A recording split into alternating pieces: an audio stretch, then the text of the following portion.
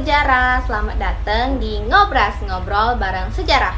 Podcast yang bisa jadi tempat santai untuk kita ngobrolin peristiwa-peristiwa masa lalu yang bersejarah yang bikin dunia seperti sekarang. Sebelumnya kenalin, aku Muti Alkalifi dan yang akan menjadi narasumber kali ini adalah teman aku, yaitu April Islamadia. Halo April, sapa dong kamera. Halo sobat sejarah, salam kenal. Oke, April, sebelum mulai nih, boleh nggak jelasin sedikit aja tentang sistem tanam paksa itu sebenarnya apa dan siapa pertama kali yang memperkenalkan sistem tanam paksa itu? Oke nih, aku jelasin ya biar kamu dan semua sobat sejarah itu tahu sebenarnya apa sih itu sistem tanam paksa. Jadi, sistem tanam paksa itu adalah salah satu kebijakan paksa yang digunakan oleh Belanda saat menjajah Indonesia pada abad ke-19 yang awalnya diperkenalkan oleh Gubernur Jenderal Belanda, yaitu Johannes van den Bosch. Dan di sistem tanam paksa ini, Belanda memaksa para petani untuk bekerja menanam tanaman ekspor seperti gula, kopi, teh, ataupun nila. Namun, hasil dari tanaman tersebut akan dikirim ke Belanda. Tapi jika para petani tidak menyetujui bekerja dan menolak, maka para Belanda maka para bangsa Belanda akan memberikan hukuman, tekanan, dan juga pajak tambahan kepada rakyat Indonesia. Jadi intinya sistem ini memberikan keuntungan besar kepada bangsa Belanda dan memberikan penderitaan yang sangat besar kepada rakyat Indonesia. Aduh, nggak kebayang ya kalau sistem tanam paksa itu masih ada sampai sekarang.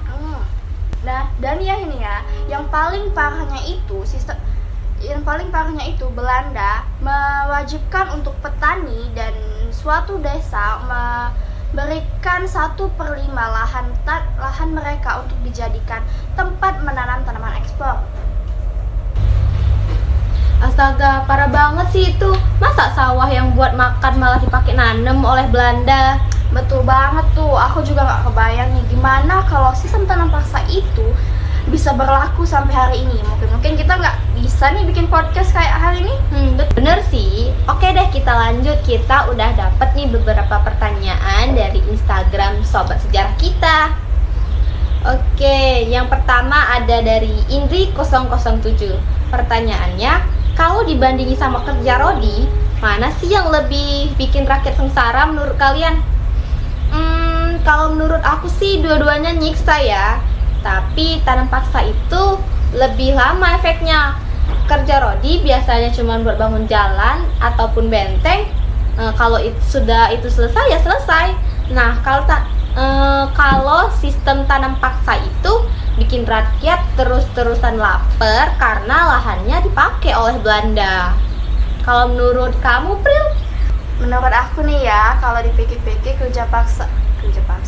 Menurut aku nih ya, kalau dipikir-pikir kerja rodi itu kan lebih nyiksanya ke fisik ya. Soalnya kan mereka dipaksa untuk bangun jalan ataupun benteng. Nah, sedangkan sistem tanam paksa ini mereka lebih tersiksa di batin. Karena rakyat yang kerja keras di ladang setiap hari dan nahan lapar itu malahan tanaman yang mereka tanam itu dipakai untuk Belanda. Sama aja ibaratkan tuh kayak kita nanam mangga di rumah, tapi yang makan malah tetangga sebelah. Itu lebih sakit mana sih? Pastinya sih mangga yang lebih sakit hati karena siapapun miliknya pasti tetap dimakan. Oke, lanjut nih ya. Ini ada pertanyaan dari Bila_Bill. Kak, gimana sih cara rakyat menjalani sistem tanam paksa dan gimana cara mereka bertahan di tengah penderitaan itu? Ya, otomatis rakyat nurut aja dong. Nanam tanaman yang bukan buat mereka makan itu kayak pengen ngelawan tapi takut.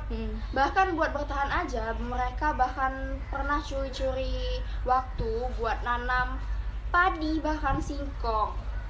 di lahan yang sangat kecil. Bahkan ada juga yang terpaksa jual tenaga dan juga barang berharga mereka untuk makan. Itu sih sangat amat miris sih saat rakyat di zaman itu. Aduh, bener-bener miris banget ya. Tapi kira-kira ada nggak sih sisi positifnya ya walaupun kecil? Kalau sisi positifnya sih ada ya, walaupun dikit banget. Kayak dulu itu Belanda pernah bangun jalan, irigasi, bahkan rakyat dulu itu pernah dikenalin dengan tanaman baru. Tapi kalau dibandingin sama kerja keras rakyat dulu itu sih nggak sebanding sih ya, semenderita apa. Ya sih, bener-bener gak sebanding. Karena rakyat menderita itu lama loh, gak sebentar.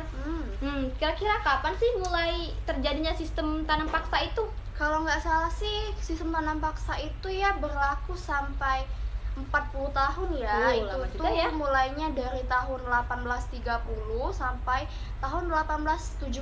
Lumayan lama. Ya sih, lumayan lama banget itu. Oke deh, kita ke next question, yaitu dari Sobat Sejarah ketiga.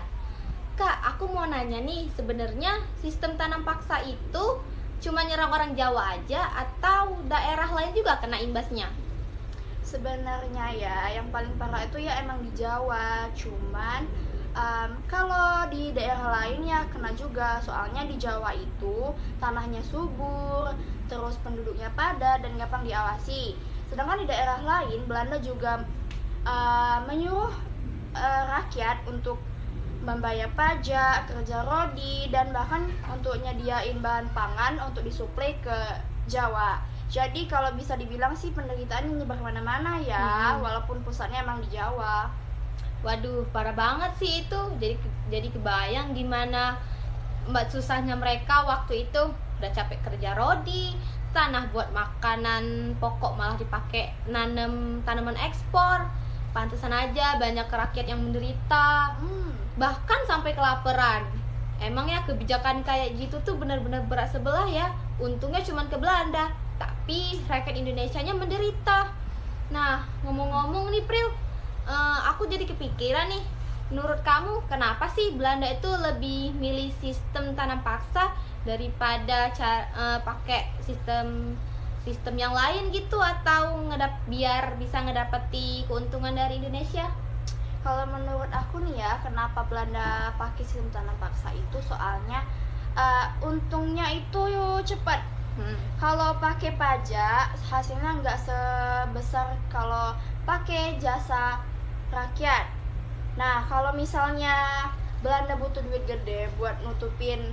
Wah, ternyata kalau dibahas panjang lebar gini, sistem tanam paksa itu bener-bener bikin rakyat menderita ya. Dari sini kita bisa belajar kalau kebijakan yang cuma mikirin keuntungan sepihak, ujung-ujungnya pasti Belanda yang dapat untungnya. Terus rakyat kita cuma dapat menderitanya. Jadi penting banget untuk kita berpikir lebih kritis dalam kebijakan, dan jangan sampai sejarah kelam ini terjadi lagi.